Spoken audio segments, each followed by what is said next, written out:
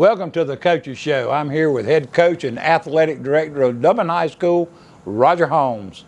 Coach, we went over to Hawkinsville last week, had our first preseason scrimmage of the year. I thought the boys looked real good over there. Good crowd, good night for football. Tell us what you thought. What can you bring away that was good, and maybe some of the things that you need to work on this week? Well, I guess starting from the offensive standpoint, I thought we were pretty dadgum efficient for the opening scrimmage of the year. We never had to punt.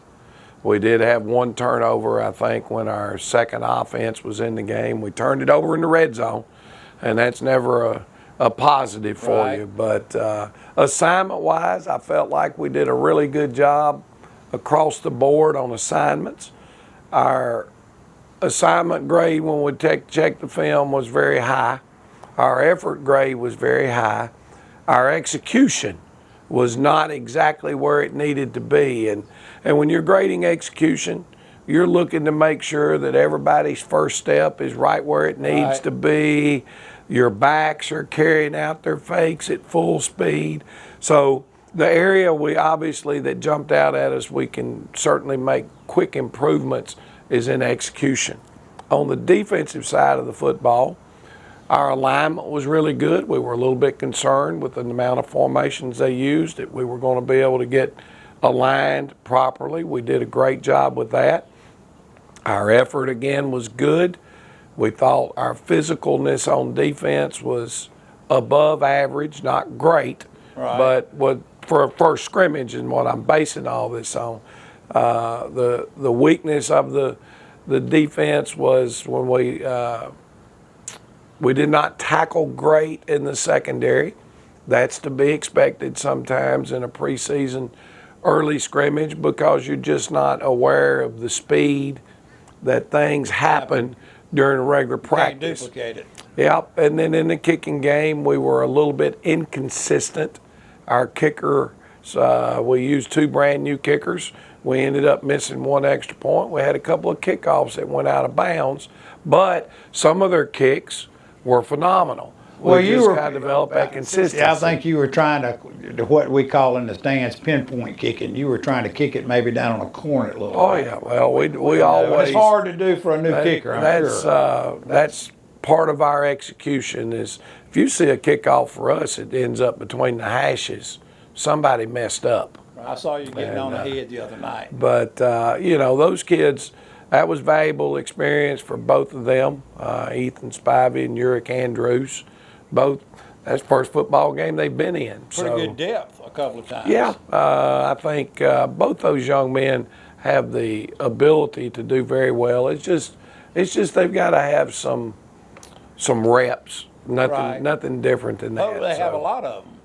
We came out of it healthy, which is a huge plus on a preseason scrimmage. Only issue that we dealt with a little bit was fatigue and cramps, which you always have this time of the year.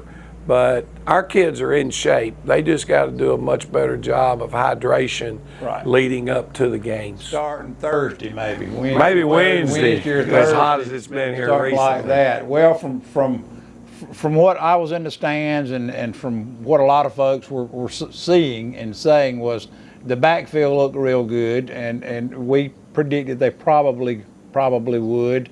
Your defensive ends looked real good. The ends played well, and that's two returning starters.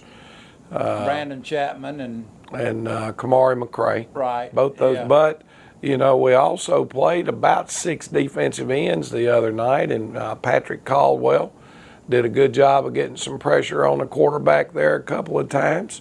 And, at the end of the night, we just felt like that for a first scrimmage, we were pleased. And then the other big thing, I mentioned last night at the Booster Club meeting, we encouraged all the guys to get in on Sunday and watch the film. How many folks you have come? Every one of them. So, and it wasn't mandatory. It was just highly encouraged that if you really want to get better, we've got to get in as a unit and watch this film, because there is no Monday, well, for the players, by the time they get here, it's all about what's next week. We don't want to go back and harp on what's behind us is what's in front of us. So very proud with that too. You got to get that on, I guess, well, the kids don't come Saturday. Coaches come Saturday. Coaches are here Saturday and Sunday, so we got to be ready for them when they get here.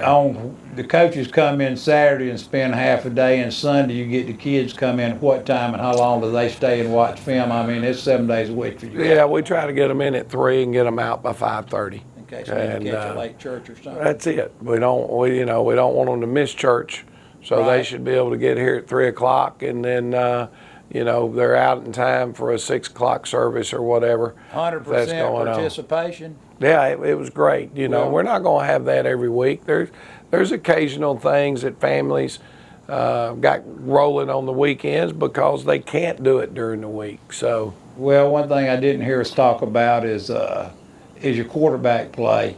You got a third-year starter coming back this year for offense, running a wing T offense that is just.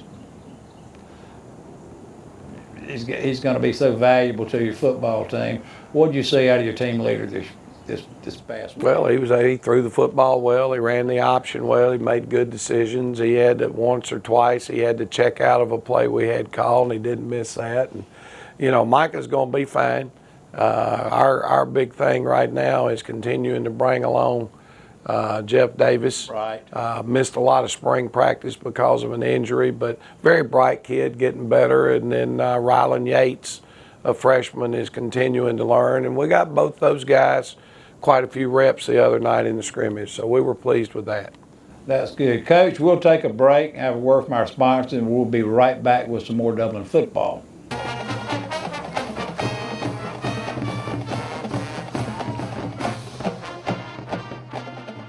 Optum Health System's commitment to you has not changed. Unmatched safety and compassionate care. If you've delayed your care, we want to reassure you we're prepared for you. Optum's commitment to safe, high-quality care is stronger than ever. Let's go. It's first quarter. I think this is our first drive. We're running the triple option. Our quarterback does a good job of reading right there. Gets out on the edge and turns it up. That's Micah O'Neill. Picks up about 20, on that play. So it was a really, really good job for us right there. Here we are back again. We're going to throw a little quick hitch route out to our split end. We noticed they were playing off, giving us a lot of space. Little thing right here. You talk about the execution we talked about in the game. Our split end ain't ready. And that's poor English. Our split end's not ready, okay, and my left wing back is not set. Officials there on their first game of the season too, but that one probably gets called in a game. That's Sears Tobridge making the catch, making the guy miss, really picking up some good yardage. So here's Willie Batts scoring a touchdown for us. We're running what we call our rocket sweep. We're not quite as far outside as we need to be. Could be a little better. We thought practice yesterday that we did a better job of making that hit exactly where we wanted it to. But a heck of a nice play. They scored on us. Our linebacker didn't make a really good read. Safety missed a tackle, and they tied it up 7-7 real quick. And they kick off to us right here, and this in itself is excites the heck out of me because we spend, not very many schools do this in the state of Georgia, but we take a full week in July, and all we do is practice nothing but kicking game during that week in the summer when we're in T-shirt and shorts because we think that can turn out big for you, especially early in the season, in the preseason. And here's a big example of that with a kickoff return for a touchdown out of Trav Bostic. So you've got a lot of your kicking team already picked out in July. Yeah, and I think that helps because, sometimes young men think they're not needed, they're not counted on because they might be a backup on offense or they might be a backup on defense. But now all of a sudden they're a starter in 2 or 3 phases of the kicking game. And we just feel like that Important to a kid. helps set the tone that, hey, everybody we've got is valuable. I think I looked the other day when we were making out our sub sheet. We've got 31 different players that are starters in special teams. So, you're able to use a lot of guys there in that phase of the game. Well, you so got 75 kids playing. Yeah, and here we are defensively. A really good job of our defensive end right there, McCray. Our strong safety, Azante Walker, sets the edge. We'd like to see him be under control there and not get driven by the ball. But a lot of white hats running to the football, good pursuit. That's the Good part angles. right there that they really hurt Bleckley on. Yeah, they run that tall sweep and made some big plays out of it. Now our second offense is in. It's the 3rd series of the game, and here's Azante Walker on the power sweep. One of the most impressive things right there is our left guard, Jalen Doherty. If you watch him pull up in the hole, find the safety sitting in the hole, and he gets the key block right there, it gives us a chance to walk in. So real good execution from the second offense. Here's that same tall sweep. Defensive end gets some pressure on the thing, playing the reach and splitting the block. Heck of a job right there. Quantavious Lovett being that defensive end. He's the one does a really good job right there. Pulling it up. Kickoff the other night too, didn't He did. Him and Dontavius Cannon, might have been our player of the game the other night with the way he played in special teams. There's Lovett again at defensive end, making another big play for us. Stepping upfield, taking quarterback away and falling back inside and making the tackle. Again, you just look at the number of white uniforms that are getting off blocks and running to the football. When you see that, you got to get excited about the effort that the young men are playing with. Front 4 did a really good job the other night, I thought. Excellent job. Here's another counter play from them. They'd done that pretty successful. And that's Jalen Doherty, again, a sophomore defensive end, getting in the hip pocket of that puller, flattening out down the line and making a play. Got him in a punt situation. Micah O'Neill's back deep. We're just in a punt safe. Just making sure they punt the thing and get it out of there, not really trying to apply pressure, but nice kickoff punt return there. Could have been a little bit better. We felt like there might have been a block in the back. So you got to do a better job with that. And our wall people, we got spaced a little too wide. Again, just all the little things that you're looking for, trying to get everything right. Here's Willie Batts. No, I take that back. I believe that's our sophomore running back, Brandon Mitchell, trying to get in. That might be Willie, but I think it was Brandon. Long touchdown run right here out of Trav Bostic. Just the offensive line blocking was phenomenal. No, that wasn't a long touchdown, but he had one. Yeah, same play. Just a different time. Willie Batts. Good turn there. Yeah, good. Willie's got good speed. Trav's got good speed. Trav Bostic turned in our fastest time on the night last week with the GPS catapult tracking system. I think he was at 19.4 miles per hour. Might have been on that kickoff return he broke, but that was the fastest guy in the scrimmage the other night for us. Big play in the gun, bad snap, turned the thing over. We'll take a look at a couple more. This is the long touchdown run, and it'd probably be time to take a break. but that's Trav hitting it on the open field. Able 19 right there. able to outrun everybody. So I think we're probably going to need to take a break.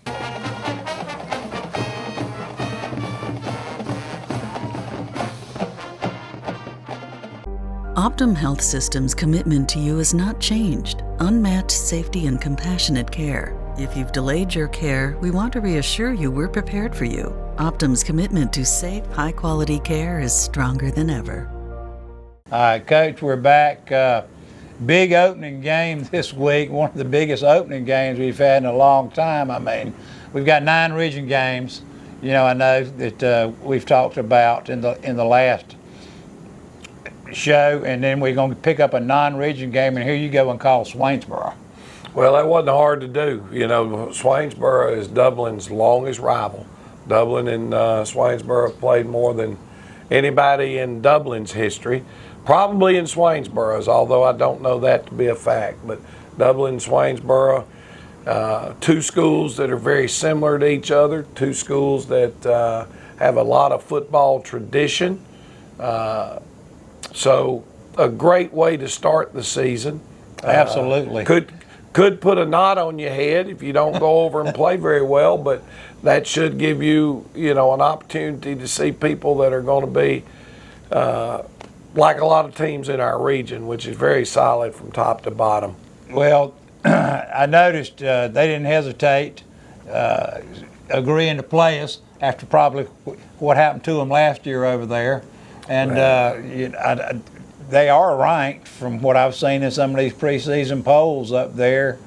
You know, number 3. I saw one where they were number 1, and the early line came out this morning, and I noticed where Swainsboro is a 1-point favorite in this ball game over there. You know, everybody likes to talk about things like that, but you know, they've got a good football team. Is what. Well, there's no doubt. Now, you got to remember, they've been to the state championship 2 years in a row. So their kids know how to win. They expect to win. It's nothing for them to be a part of a big game. You know, they're like any other small school now. When you graduate a DeMello Jones, it's tough to replace him. But they will. You know, we had, for example, we had to replace Richard Smith, the same type of guy. You know, then just an athlete. Yeah, that can make plays in all 3 phases of the game. But they've got certainly some more young men over there that they can run, that look like him, and about a 6'4" outside linebacker last year that's moved to inside linebacker this year. He can go, and then 1,300-yard ground gainer back, I think. Yep, and I'm sorry I don't remember the name, but it's number 11 for our fans.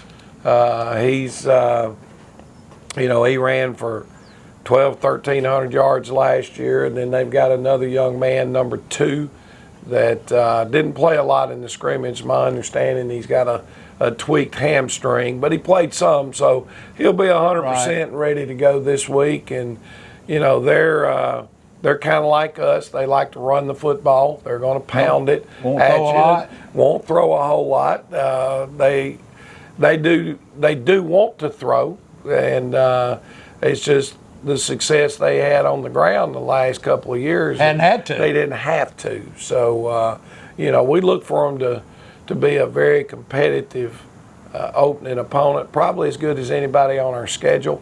So we'll see. You never know what to expect in game 1, but we need a great turnout with our fans there in Swainsboro. Come over and tailgate. It's going to be wonderful. If you hadn't joined the Touchdown Club yet, hey, it's time. You got to get your season tickets. Starting not obviously this week, but next week is the home opener with East Lawrence coming across the river, and so get your season tickets. Check in at the board office or join the Century Club. Right. You can get that done at the road. They'll have the stuff, I'm sure, at the tailgate area over there for people that want to join up. What about tickets this week? Do we know if they're cash only? I think I haven't gotten anything other than to distinguish that it's only Go Fan. So you may be able to buy your tickets at the gate.